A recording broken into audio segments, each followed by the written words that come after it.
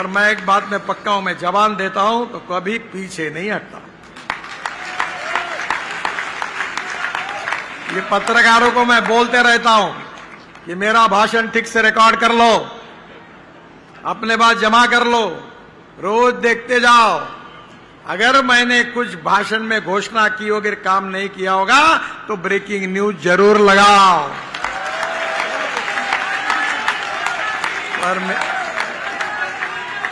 पर मेरा विश्वास है कि मेरे पत्रकार भाई और बहनों अपने जिंदगी में मेरे खिलाफ ब्रेकिंग न्यूज लगा नहीं सकते, क्योंकि मेरे में ये भी धमक है कि मुझे अगर कोई काम नहीं करना है तो मैं बोल देता हूं ये काम नहीं होता। मेरे कॉन्स्टिट्यूंसी में मैं भी तीसरी बार लोकसभा चुनाव जीता हूं, और ऐसी कॉन्स्टिट्यूंसी है कांग्रेस ही जीतती थी। 40-45% शेड्यूल कास्ट और मुसलमान है। तो मैंने 50,000 लोगों के सामने कहा था कि मैं अपने सिद्धांतों के साथ कॉम्प्रोमाइज नहीं करूंगा। जो करेगा जात की बात उसको कसके मारूंगा ला, ये मैंने कहा। और मेरे में दम है, मुझे कोई हरा नहीं सकता। मैं अच्छे वोटों से चुन के आया, क्योंकि आदमी उसकी जात पंथ धर्म भाषा और सेक्स से बड़ा नहीं होता, उसके गुणों से बड़ा होता है। इस समाज की जातीयवाद, अस्पृश्यता, उच्च नीचता का भाव समाप्त होना चाहिए, और समाज में सामाजिक समता और आर्थिक समता, सोशल इक्वालिटी और इकोनॉमिक इक्वालिटी एस्टैब्लिश होनी चाहिए। यही हमारा कन्विक्शन है। और backwardness becoming a political interest. Competition इस बात की हो रही है कि हु इज मोर बैकवर्ड, और everyone want to prove that he is backward. राजनीति ने जात पंथ धर्म भाषा के आधार पर झगड़े लगा दिए। जो पेट्रोल हिंदू को जिस भाव में मिलता है उस भाव में मुसलमान को मिलता है, जो गैस हिंदू को मिलता है उसी भाव में मुसलमान को मिलता है। क्या इस देश की गरीबी दूर नहीं होनी चाहिए? क्या इस देश के युवाओं को रोजगार नहीं मिलना चाहिए? क्या हमारे गांव गरीब मजदूर किसान का कल्याण नहीं होना चाहिए? क्या किसान को जात होती है? मैं 4 चीनी मिलें चलाता हूं, 10,000 किसानों ने आत्महत्या किया, उस क्षेत्र से आता हूं। मैंने अपना पूरा जीवन किसानों के लिए समर्पित किया है। और हमारी जो समस्या है वो जात पंथ धर्म और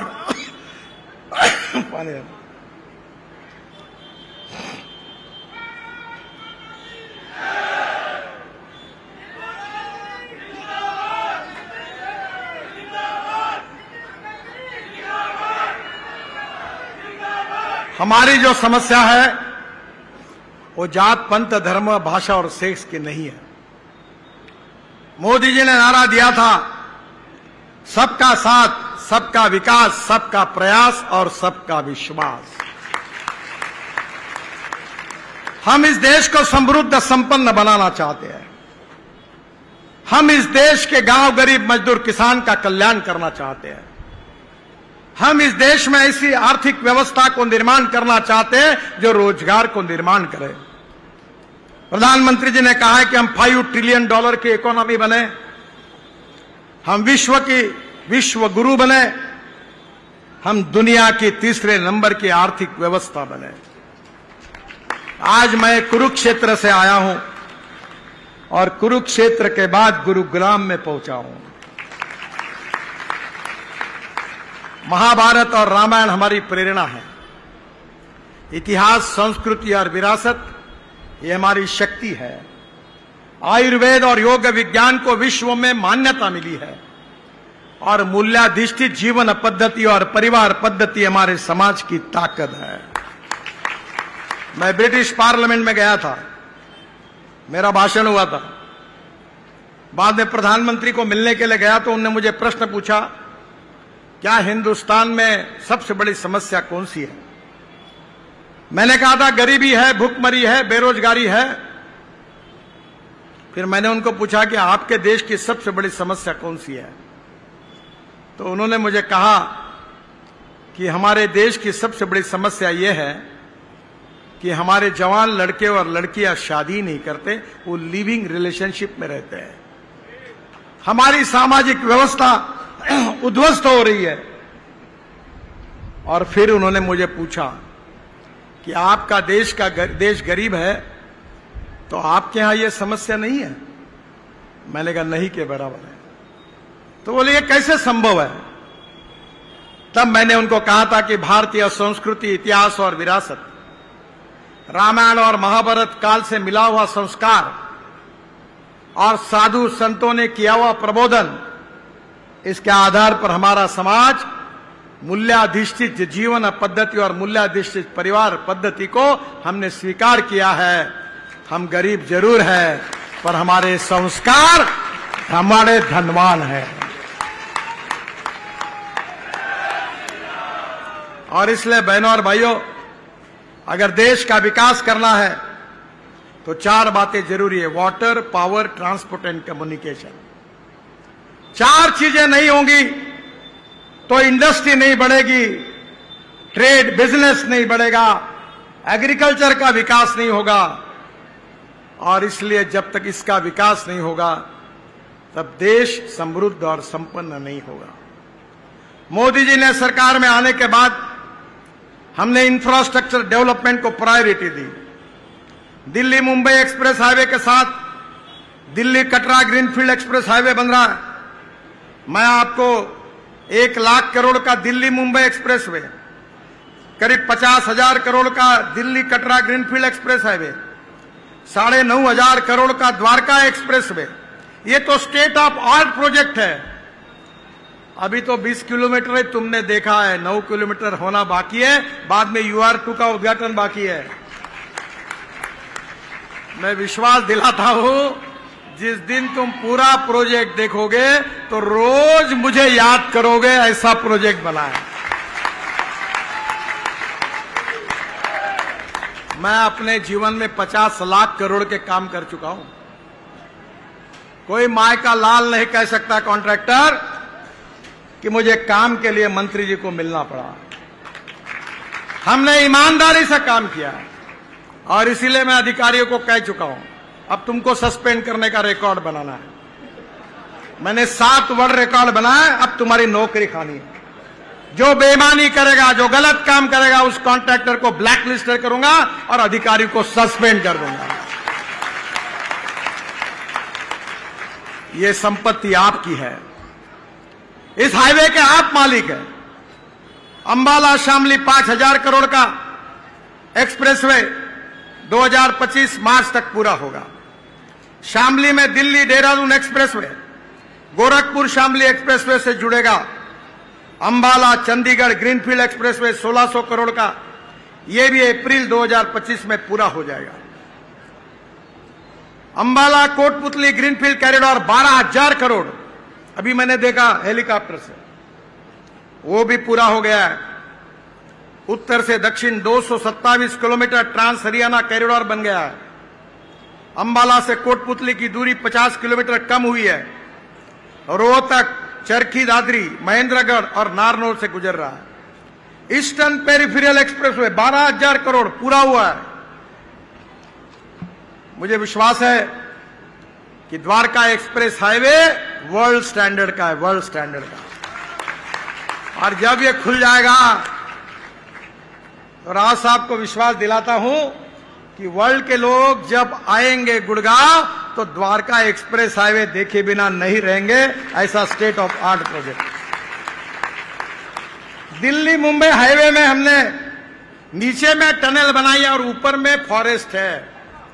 मैं जब गया था तो कार्टून बना था, एक लड़का अपनी मां को कह रहा था गाड़ी में बैठकर हाईवे में, मां देखो ऊपर में टाइगर बैठा हुआ है। हमने इकोलॉजी और एनवायरनमेंट को भी प्रोटेक्ट किया है। ये जो डीएनडी से दिल्ली मुंबई एक्सप्रेसवे 7,000 करोड़ का, ये भी दिसंबर 2024 में पूरा हो जाएगा। ओखला पक्षी उद्यान में 6.8 किलोमीटर का एलिवेटेड रोड हम बना रहे हैं। दिल्ली के कालीन कुंज, ओखला, बदरपुर होकर सीधे फरीदाबाद की कनेक्टिविटी मिलेगी। इसका भी फायदा आपको मिलेगा। मैं UR2 जिसमें हमने गाजीपुर टिकड़ी का 40 लाख टन कचरा डाल दिया है। अभी मुझे बता रहे थे राव साहब कि गंदा पानी है, बोलो मेरे को टेक्नोलॉजी दो, मुझे कंसल्टेंट अपॉइंट करो महानगर पालिका में। मैं हमारे नागपुर कॉन्स्टिट्यूंसी का मेंबर हूं लोकसभा, मैं टॉयलेट का पानी बेचने का काम कर रहा हूं राव साहब, और टॉयलेट का पानी 300 करोड़ रुपए साल का कमाता हूं, 300 करोड़। और ये अपना मथुरा में मैंने हाइब्रिड एन्युटी पे प्रोजेक्ट बनाया। इंडियन ऑयल के रिफाइनरी को पानी दे रहा हूं। पहले उनको 25 करोड़ यूपी सरकार को देना पड़ता था। त्रिवेणी इंजीनियरिंग कंपनी है, 40% भारत सरकार ने दिए, 60% कॉन्ट्रैक्टर ने लगाए। हाइब्रिड एन्युटी में प्रोजेक्ट पूरा हुआ और इंडियन ऑयल 20 करोड़ साल के दे रही है और प्रोजेक्ट पूरा हुआ। ये कचरे से मैं हाइड्रोजन बनाने की कंसल्टेंसी देता हूं। मैं आज आया नहीं, मैं हाइड्रोजन की गाड़ी लाता तो अच्छा होता। ये राइस, ब्रोकन राइस, मका, शुगर केन जूस, मोलाइसेस, बांबू, परली, इससे हम इथेनॉल बना रहे हैं। और मेरे पास टोयोटो की दुनिया की पहली गाड़ी है, राव साहब बैठे, उनने देखी है। वो पहली गाड़ी है जो यूरो 6 के इमिशन नॉर्म्स को कंप्लाई करती है। 60% इथेनॉल पे चलती है, जो किसान तैयार करता है। बिजली तैयार करती है 40%, और उसका पेट्रोल के तुलना में एवरेज आता है 25 रुपए लीटर। हमने पानीपत में परली से बड़ा प्रोजेक्ट डाला हुआ है। परली से 1 लाख लीटर इथेनॉल तैयार होता है रोज। इतना ही नहीं तो 150 ton bio bitumen per day तैयार हो रहा है। हम 50 लाख टन बिटुमिन इंपोर्ट करते हैं। मैं किसान हूं और मेरी बात सुन लो, इसके बाद देश का बिटुमिन किसान तैयार करेगा। और वहां 88,000 टन हवाई ईंधन, bio aviation fuel, sustainable aviation fuel तैयार हो रही है। वो दिन दूर नहीं है कि दिल्ली की एयरपोर्ट से हमारे हवाई जहाज परली से तैयार हुआ हवाई ईंधन पर उड़ेंगे, प्रदूषण को कम करेंगे। और परली को आज ही 2,500 रुपए टन का भाव मिल रहा है। परली जलेगी नहीं और दिल्ली और गुड़गांव का प्रदूषण खत्म होगा। बहनों और भाइयों, जेवर एयरपोर्ट के लिए भी हम रोड बना रहे 3,000 करोड़ का। फरीदाबाद से द्वारका एक्सप्रेस होकर इंदिरा गांधी एयरपोर्ट की कनेक्टिविटी, DND सोना हाईवे, EPA और यमुना एक्सप्रेस पर 3 इंटरचेंज, ये रंगपुरी बाईपास 3,000 करोड़ का 5 किलोमीटर की टनल है उसमें। ये द्वारका एक्सप्रेस पर इंटरचेंज और शिव मूर्ति के पास 4 स्तरीय 4 लेयर का इंटरचेंज है जो इंदिरा गांधी एयरपोर्ट पे जा रहा है। हम नए भी काम की मैं घोषणा कर देता हूं जो मंजूर हो गए हैं। मंडी डबवाली से पानीपत तक ग्रीनफील्ड कॉरिडोर 14,000 करोड़, झज्जर चरखी दादरी 2300 करोड़, उचाना नींद सचखड़ा सरसोद मुकलान बाईपास ये 1800 करोड़। इसके साथ बहुत लंबी लिस्ट है, समय की कमी है। मैं आपको बताना चाहता हूं कि हरियाणा का इंफ्रास्ट्रक्चर 2000 हाईवे, नेशनल हाईवे का इंफ्रास्ट्रक्चर 2024 जब समाप्त होगा तो अमेरिका से भी अच्छा होगा।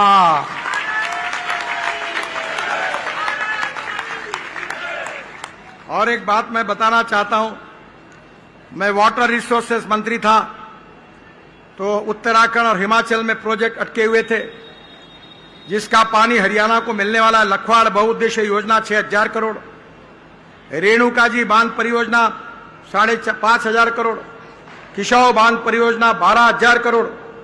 तीनों परियोजनाओं से 2 लाख करोड़ लीटर पानी हरियाणा को मिलने वाला है और 1.5 लाख हेक्टेयर जमीन पानी के नीचे आने वाली है। पानी की कोई कमी नहीं है इस देश में। मुझे 5 डॉक्टरेट जो मिली है, डिलिट्स मिली है, वो पानी पे मिली है। दौड़ने वाले पानी को चलने के लिए लगाओ, चलने वाले पानी को रुकने के लिए लगाओ, रुके हुए पानी को जमीन को पीने के लिए लगाओ। गांव का पानी गांव में, खेत का पानी खेत में और घर का पानी घर में। आप जितना पानी खर्चा करते हो अपने घर में ही उतना झाड़ को, पेड़ को दीजिए और वाटर कंजर्वेशन करिए। आप बैंक में पैसा डिपॉजिट करते हो और केवल खर्चा करने का काम करोगे और पैसा डिपॉजिट नहीं करोगे तो क्या होगा? थोड़ा पैसा डिपॉजिट करेंगे तो बुढ़ापा अच्छा जाएगा ना। जरा पानी को डिपॉजिट करिए। बहन और भाइयों, देश की तस्वीर बदलनी चाहिए। हिंदुस्तान को दुनिया की महाशक्ति बनाना है, विश्व गुरु बनाना है। सारे जहां से अच्छा हिंदुस्तान हमारा है और ऐसा हिंदुस्तान बनाना है जो भय, भूख, आतंक और भ्रष्टाचार से मुक्त हो, जो गांव, गरीब, मजदूर, किसान का कल्याण करने वाला हिंदुस्तान। यह हिंदुस्तान दुनिया की सबसे महत्वपूर्ण ताकतवान आर्थिक व्यवस्था को बनाना है। आपके ऑटोमोबाइल इंडस्ट्री है, इसका भी मंत्री मैं हूं। 10 साल पहले जब मैं मंत्री बना तो इंडस्ट्री का साइज 7 लाख करोड़ था। आज हमारा साइज 22 लाख करोड़ हुआ है। हम 4थे नंबर पे थे, अभी हम 3रे नंबर पर दुनिया में आए हैं। जापान को पीछे डालकर अब हमको 3रा नंबर मिला है। अमेरिका पहले नंबर पर है, 78 लाख करोड़। चाइना दूसरे नंबर पर है, 44 लाख करोड़। और भारत 3रे नंबर पर है, 22 लाख करोड़। पर वो दिन अब दूर नहीं है कि 5 साल के अंदर हम नंबर 2 पर जाएंगे और अगले 5 साल के अंदर हम नंबर 1 पर जाएंगे।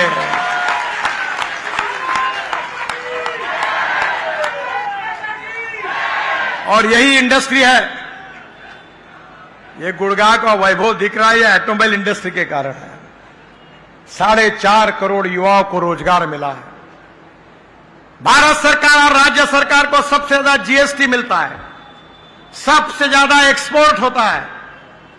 और इसलिए बहनों और भाइयों, आने वाले समय में एक्सपोर्ट को बढ़ाना है, इंपोर्ट को कम करना है, इकोनॉमी को मजबूत बनाना है, युवाओं को रोजगार देना है और स्मार्ट शहर नहीं तो स्मार्ट विलेज बनाना है। यही हमारे विकसित भारत की संकल्पना है। प्रधानमंत्री जी के नेतृत्व में यही काम हमने किया। ये 10 साल में जो काम हुआ है वो तो ट्रेलर था, असली फिल्म शुरू होना वो तभी होगी जब आपका समर्थन मिलेगा। और इसीलिए मैं आपको कहने के लिए आया हूं कि हमारे शर्मा जी यहां के उम्मीदवार जो है, पहलवान भी है। पहलवान का मतलब होता है कि जो दुर्जन है उनको अच्छी तरह ठोकना चाहिए हमें। क्योंकि गीता में भगवान ने कहा है और गीता में गीता का संदेश यही है कि जब जब दुर्जनों की शक्ति बढ़ती है तो सज्जनों की रक्षा करने के लिए मैं अवतार लेता हूं। परित्राणाय साधूनाम विनाशाय दुष्कृताम धर्म संस्था समर्थनार्थाय संभवामि युगे युगे। तो शर्मा जी, सज्जनों का रक्षण करिए और दुर्जन होंगे वो लातों के भूत बातों से नहीं मानते। ये जनता आपको ताकत देगी, शक्ति देगी। गुड़गांव का विकास होगा और गुड़गांव के विकास में उन्होंने अभी मांग की है मेरे पास कि धौला कुआं से लेकर गुड़गांव के आगे तक। अब तो बोलना उचित नहीं